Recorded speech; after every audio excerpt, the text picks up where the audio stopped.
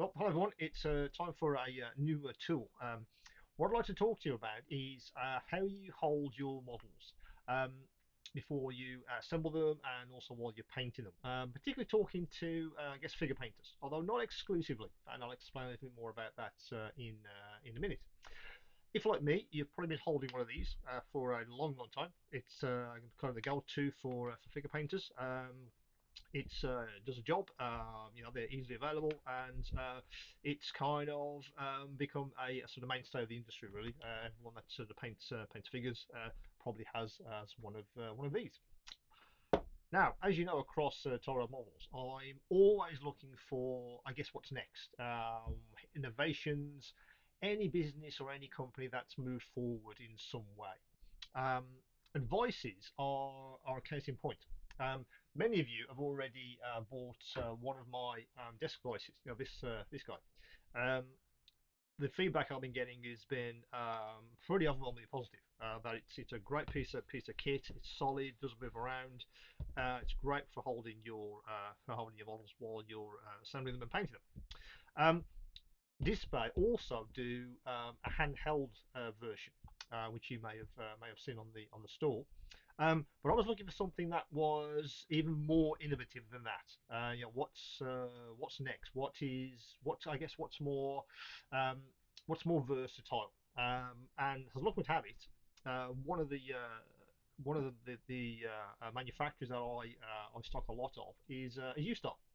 Now, Ustar have a handheld voice, which is what I want to show you today. What I'm going to show you is the finished voice, which is this guy. That's how he actually looks. That's the finished voice because you do have to do a little bit of assembly, and I'll show that in a second. That's a base which sits on your bench, and of course the whole idea is that it's a handheld voice which you can rotate with your fingers, or you're holding in that hand while you're actually sort of painting. Um, like most handheld voices, it's adjustable totally. It's on a ball joint there, and you can see you can adjust that massively to whatever angle you need. Um, and of course, the actual voice itself opens to. Let me get a ruler actually, and I'll measure what those two positions are. Excuse me.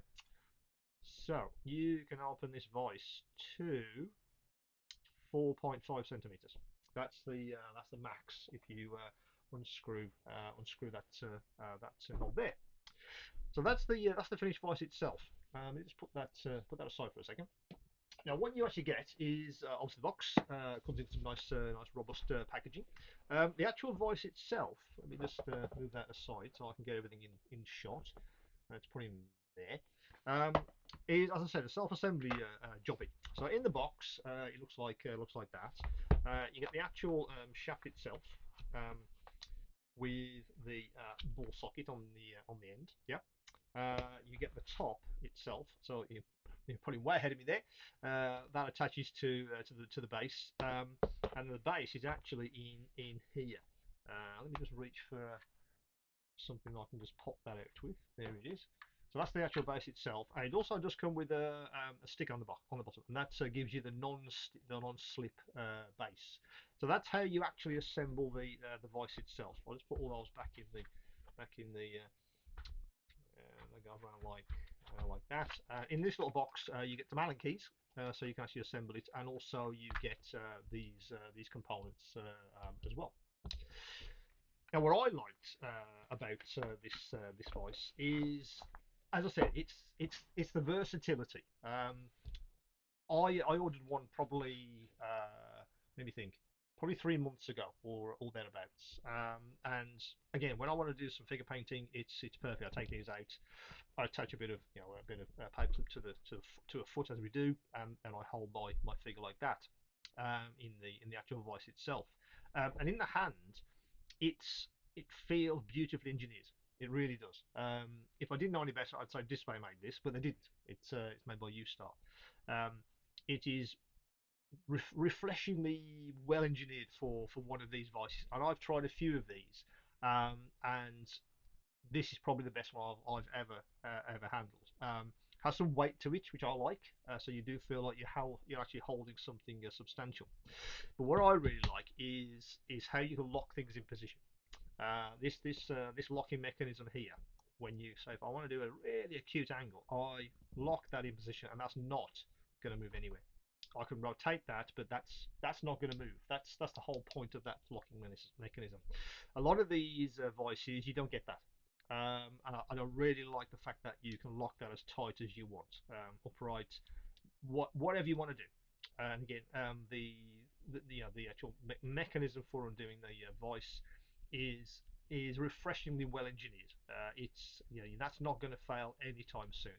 It's very well put together. Um, but it's that locking mechanism. That's what I like, because I was having issues with some things, even these things. I was going in to paint something and it moved, or in some cases with these things, the entire figure just dropped off. And I haven't had that issue with these, mostly because you can lock this in a position you like. Now, of course, I've been talking about figure painters, but a lot of model makers out there, I think, will appreciate this. I say it opens wide enough to hold fairly large parts, even complete kits. If I'm talking to you guys that do those crazy small kits, down to very small size. What per second, 448s. These kinds of kits. Um, you can lock the part or even the entire kit into position to add some very tiny details, or as I said, for painting. For instance, my sort of go-to for this is I tend to hold it in this hand because I'm right-handed, and I attach my finger palette usually to my thumb or thereabouts, or maybe I'll hold it higher up there, and I'll sort of attach it there.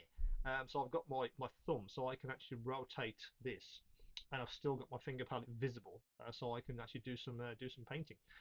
Tends to be on my thumb these days. I must admit, I like to be able to do that, and then I have this right in front of me.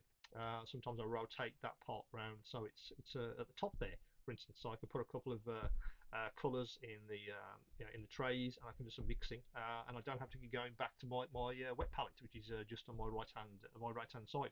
That kind of movement as I'm moving the figure around or the part around as I want to actually paint it. This combination seems to be working very well for me indeed.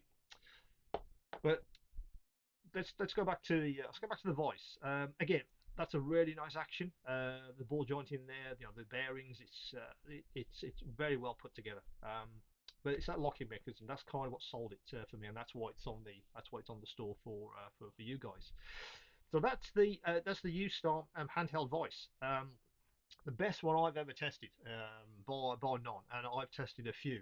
Believe me, I get lots of tools into the workshop to test for the store, and I kid you not, 99% of them go in the bin because they simply aren't good enough. I'm never going to recommend a tool to you guys unless I've tested it and I feel it's got some value. That if you're going to make an investment in these things, um, it has to be tested, it has to do the job, has to be well engineered. Again, precision, ergonomics, these words that you'll hear across all these videos. This one has it in spades, if you ask me. So that is the U-Star handheld voice. So if you are into figure painting, it could be a bit revolutionary. If you want something that is something that you can put on your bench and handheld, maybe as a companion to the desk voice. I do that. I have both of these ready, and I sort of switch between the two depending on what my job is. But yeah, that's the U-Star handheld voice. As usual, any questions and any queries, do come back to me.